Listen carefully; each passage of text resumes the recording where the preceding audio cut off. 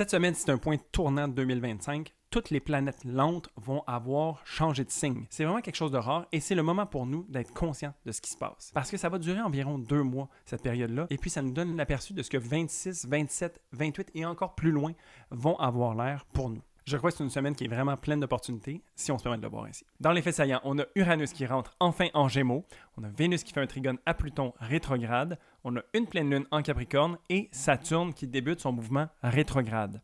On regarde ça ensemble. Re-bienvenue par ici, moi c'est Gabriel, je suis astrologue et j'adore parler des transits astrologiques du moment afin qu'on puisse les avoir en conscience pour savoir comment les utiliser au mieux. Si tu as envie de rester à jour avec le ciel tout en gardant les pieds sur terre, je t'invite à t'abonner, à liker cette vidéo-là et à m'écrire en commentaire comment est-ce que tu anticipes la semaine à venir. Cette semaine, on couvre du 7 au 13 juillet 2025. Alors la semaine commence vraiment fort. Vous savez, j'en ai parlé déjà un petit peu la semaine passée, Uranus rentre enfin en Gémeaux en ce lundi, fait qu'on commence ses chapeaux de roue. Honnêtement, c'est ça qui fait le highlight de la journée, mais de la semaine et des mois à venir. C'est Uranus, qui est une planète de changement, de radicalisation, de révolution. C'est une planète qui nous surprend, qui nous amène à des endroits inusités, puis des fois qui nous tire le tapis dans dessous des pieds. J'ai vraiment hâte de voir comment est-ce que ça va évoluer tout ça, mais Uranus en Gémeaux, ce qu'on peut s'attendre, c'est des changements, des évolutions en termes de communication, surtout, en termes de moyens de transport, en termes de technologie. Le fait qu'il rentre dans le signe des Gémeaux, un signe qui est très, très versatile, multiple, mutable, qui a beaucoup de mouvements dedans, ça va faire un gros contraste par rapport à Uranus en Taureau qu'on a depuis 2018. Donc, à chaque fois qu'Uranus traverse un signe, on vient... Je suis en train de m'emporter, je suis en train de parler super vite, moi, là. Je vais me calmer un petit peu. Alors, Uranus, quand il rentre dans un nouveau signe, il vient nous ouvrir des nouveaux sujets. Et puis ce qui est intéressant de cette année et des années à venir, c'est que toutes les planètes lentes changent de signe à peu près en même temps, dans l'espace de 18 mois, on va dire, et ça vient ouvrir de multiples boîtes en même temps. Donc, ça va être de voir comment est-ce qu'on conjugue tout ça. Je pense qu'il y a beaucoup de sujets qui vont être à élaborer, ils vont être aussi à apprivoiser. Vous savez qu'avec Neptune en Bélier, je parle d'apprivoisement beaucoup. Bien, Uranus vient se rajouter au lot, et je rappelle que Pluton aussi en Verseau, il y a Saturne qui est en Bélier aussi, donc il y a beaucoup de choses à mâcher. Mais donc, c'est ça. Je pense que Uranus en Gémeaux va nous propulser vraiment fort au niveau de la technologie. On le voit déjà avec l'intelligence artificielle, mais ce n'est que le début. Et puis, je crois que maintenant qu'Uranus s'installe tranquillement dans le signe des Gémeaux, ça va y aller par là, pas à peu près. Au-delà de ça, on a Vénus qui fait un trigone à Pluton rétrograde aussi. Vénus qui nous parle de nos choix, de nos valeurs, de ce qui est important pour nous, des relations qu'on cultive, vient travailler de pair avec Pluton, donc de manière positive. Pluton vient supporter cet effort-là, vient faire remonter à la surface peut-être des choses qui nous empêchent d'être pleinement dans l'expression de cette Vénus-là. Vénus qui est aussi nouvellement en Gémeaux, donc il y a beaucoup de choses à faire, j'ai l'impression. Le signe des Gémeaux va être très, très stimulé, dynamisé. Il y a beaucoup de choses qui vont ouvrir. Et de voir que Vénus a ouvert le bal, en fait, dans le signe des Gémeaux à Uranus qui s'en vient, ça vient nous offrir de vraiment contempler, en fait, qu'est-ce qui est important pour nous. Les choses, je crois, vont avoir tendance à accélérer. Et puis Vénus, elle va nous ramener toujours à nous-mêmes de savoir qu'est-ce qui est important pour nous, qu'est-ce qu'on valorise, qu'est-ce qu'on chérit, qu'est-ce qui nous offre, qu'est-ce qui nous amène du plaisir. Et puis, sachant qu'il y a beaucoup d'opportunités qui se présentent à nous, qu'est-ce qu'on choisit, justement? Vénus va venir faire ce travail-là, à savoir, est-ce qu'on est vraiment aligné avec nos valeurs? Est-ce qu'on est vraiment centré? T'sais? Et puis, c'est pas parce que c'est ça son but qu'on va pas papillonner un petit peu. Je pense que c'est intrinsèque à une Vénus en Gémeaux, mais ici, Pluton va venir nous aider à gratter un petit peu plus en dessous de la surface pour voir qu'est-ce qui se cache, puis pour voir peut-être si on a des blocages dans l'expression de ce qui nous fait vraiment plaisir. Au-delà de ça, la Lune est en Sagittaire, donc une Lune que j'adore, qui est vraiment belle et fun. Elle fait un trigone à Mercure, la communication va bon train, et Mercure nous parle aussi de conscience. Donc, tout le travail que Vénus va faire, tout Uranus qui l'apporte d'un coup dans les signes des Gémeaux, ça va être intéressant de voir qu'est-ce que son maître, Mercure, va venir nous apporter aussi comme prise de conscience. Je crois qu'en ce lundi, on commence quand même rapidement, mais c'est à saveur de ce que Uranus en Gémeaux peut représenter. On y va à fond de train, et donc ça va vraiment être intéressant de porter attention à ce qui se manifeste. Aussi, en disant ça, ça me rappelle qu'une planète lente qui rentre dans un nouveau signe, elle rentre aussi dans une nouvelle maison de votre carte. Ça, c'est si vous calculez votre carte de manière hellénistique avec les maisons signes. Mais donc, ça vient offrir des nouveaux changements rapidement et radicaux dans un secteur de votre vie. Donc, aussi intéressant à porter attention.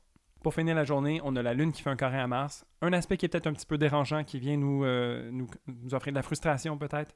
On a une Lune Sagittaire qui a envie de liberté, qui a envie de s'épanouir, qui a envie de lâcher prise, Et on a un Mars qui est quand même bien affairé à regarder et à faire qu'est-ce qui doit être fait dans les menus détails. Mars en Vierge est vraiment sympathique, il est vraiment de notre bord, sauf qu'on n'est pas dans la même énergie et c'est pour ça qu'il y a un petit clash à ce niveau-là. Mais il y a tellement de choses qui se passent ce lundi-ci, honnêtement, que je pense pas que ça va être l'affaire la plus marquante. Ensuite, pour mardi, aucun aspect dans le ciel, ce qui nous amène à mercredi, où la Lune va être rendue dans le signe du Capricorne, un signe beaucoup plus terre-à-terre, structuré, responsable et un peu sévère. On a une Lune donc qui se permet d'être un peu détachée de ses émotions pour voir clair à travers tout ça.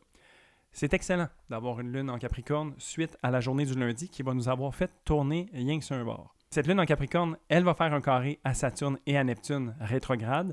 Donc, c'est un aspect de tension. Saturne vient nous offrir donc un peu de blocage au niveau émotionnel, mais pas trop pire, parce que Saturne est le maître du Capricorne, donc il n'y a comme pas tant intérêt à nous bloquer tant que ça. Il va venir nous aider à nous responsabiliser et à nous structurer par rapport à ce qui doit être fait. Donc, à travers toutes les prises de conscience, les choses nouvelles qui se présentent à nous, on garde la tête froide, puis on se responsabilise par rapport à ce qui est devant nous. Avec Neptune aussi, bon, quand la Lune fait un carré à Neptune, on est toujours un petit peu perdu, mais ici, j'ai l'impression que si on garde notre étoile du Nord, si on est capable d'idéaliser qu'est-ce qu'on est en train de faire, qu'est-ce qu'on est en train de vivre, ce qu'on a envie de vivre, on est capable de peut-être y arriver. Et puis les carrés, c'est des aspects de tension, oui, mais ici, je crois qu'on peut l'utiliser comme une étincelle pour nous amener à ce qui doit être fait. Les sacrifices, les efforts qu'on doit mettre pour atteindre cette vision-là, quels sont-ils et comment est-ce qu'on peut les mettre en application dès maintenant? Avec l'énergie des béliers, l'énergie du Capricorne, on fait ce qui doit être fait et on le fait bien. Au-delà de ça, la Lune est en opposition à Jupiter, donc ici, c'est toujours la même chose, c'est garder sa tête froide à travers tout ça, pas s'enfler la tête sur genre le niveau de responsabilité. « Ah, moi j'ai des choses plus importantes à faire. Ah, moi. » La Lune en opposition à Jupiter, Jupiter vient nous amplifier la Lune qui représente notre monde intérieur, donc ça se peut que ça déborde un petit peu. On essaie de capitaliser sur la tête froide que la Lune en Capricorne nous offre et de ne pas y aller outre mesure avec Jupiter qui exagère un petit peu. C'est un équilibre à trouver. Jupiter est très fort dans le signe du Cancer, donc ça se peut qu'il mette la pédale forte un petit peu, surtout que la Lune est son maître du moment, donc il y a encore plus intérêt à la bonifier. Alors à voir comment est-ce qu'on vient jouer de cette tension un petit peu entre le carré de Saturne, l'opposition de Jupiter. Je pense qu'il faut être droit dans ses bottines et puis on va y arriver. Pour jeudi, on a une pleine lune en Capricorne. Donc tout de suite après cette ribambelle avec Jupiter et Saturne, on vient illuminer le signe du Capricorne pour voir ce qu'il en est. Ici, c'est toujours un moment de culmination où est-ce qu'il y a une énergie qui vient à son paroxysme et puis après ça, ça s'estompe un petit peu. Au niveau du Capricorne dans votre vie, qu'est-ce qui a besoin d'être fait, justement? Qu'est-ce qui vient à échéance? Qu'est-ce qui est nécessaire de faire? T'sais? Ça peut vraiment être intéressant aussi de reculer 6 mois en arrière, au mois de décembre environ, quand il y avait la nouvelle lune en Capricorne. Qu'est-ce qui se manifestait pour vous et qu'est-ce que vous aviez mis en terre à ce moment-là? On était à la fin 2024, on entrait dans le mouvement initiatique de 2025. Maintenant, on est comme rendu que la bouchée est prise de 2025. On a passé à travers le printemps, toutes les planètes lentes sont rentrées dans un nouveau signe. On y est maintenant. Le devoir qu'on doit faire est devant nous. L'initiation à laquelle on doit prendre part est là. Donc, peut-être ça pourrait être intéressant de voir quel genre de responsabilisation se présente à vous et comment est-ce que vous allez agir par rapport à ça. Puis agir, c'est le bon mot parce que la Lune va également faire un trigone à Mars.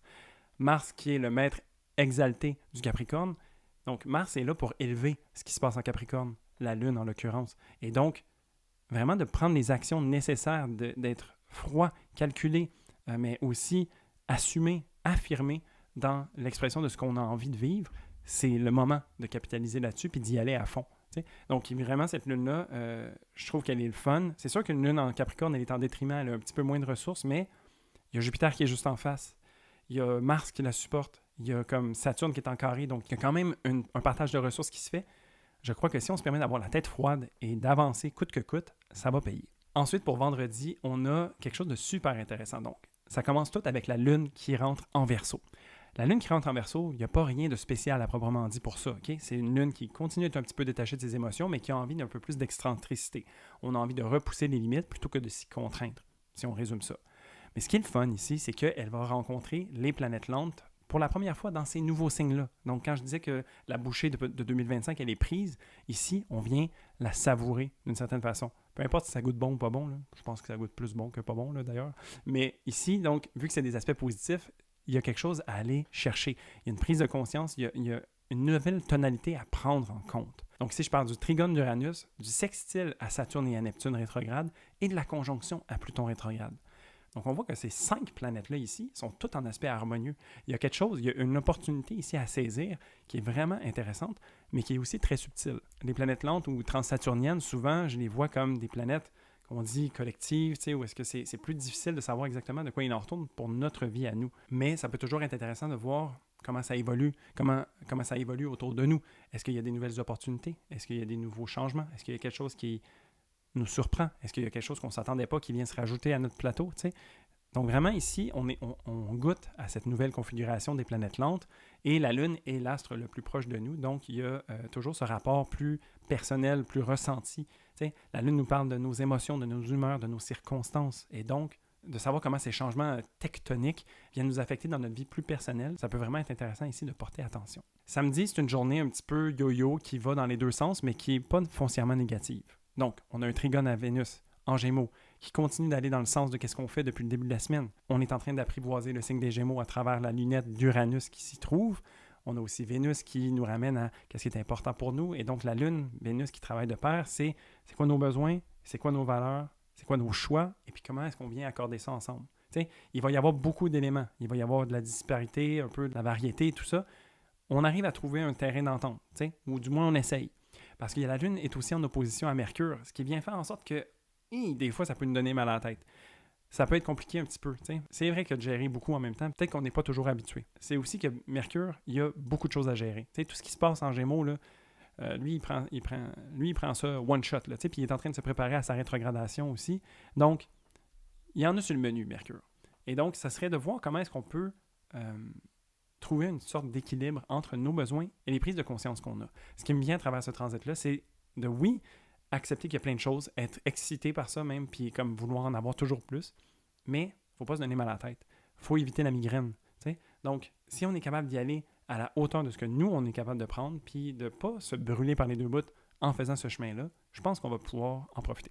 Pour finir, dimanche, on a pas la journée la plus le fun, mais ça, c'est un niveau plus personnel, je dirais. On a Saturne qui devient rétrograde. On a aussi la Lune nouvellement en Poisson qui va faire un carré à Uranus. Donc, vous connaissez mon amour des carrés pour Uranus avec la Lune. C'est pas toujours le plus jojo parce que ça vient nous affecter un petit peu au niveau de notre corps. C'est toujours quelque chose de surprenant, quelque chose quelque chose qu'on s'attendait pas, qui n'est pas nécessairement agréable, qui peut l'être, mais pas toujours, qui vient nous déranger. Ça vient nous tirer le tapis dans dessous des pieds, puis on peut se prendre une débarque.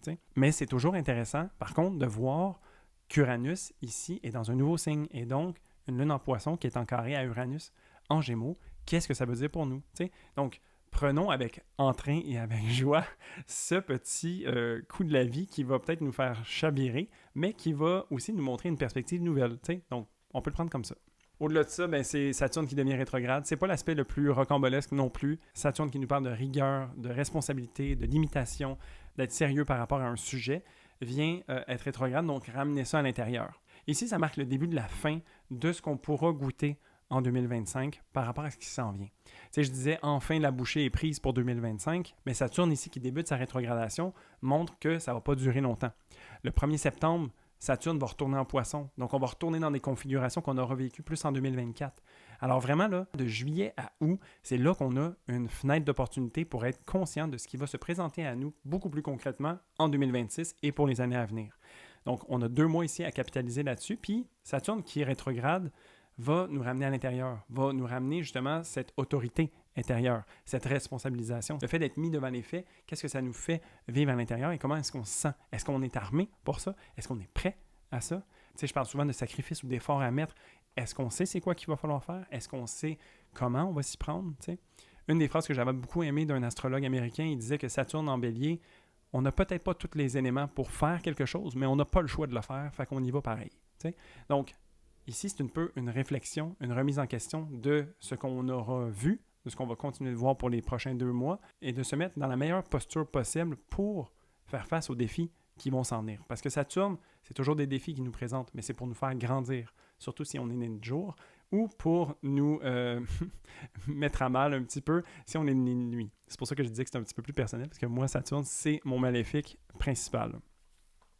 Mais pas pour autant que je l'adore, Saturne, parce qu'il y a des super belles leçons à nous apprendre.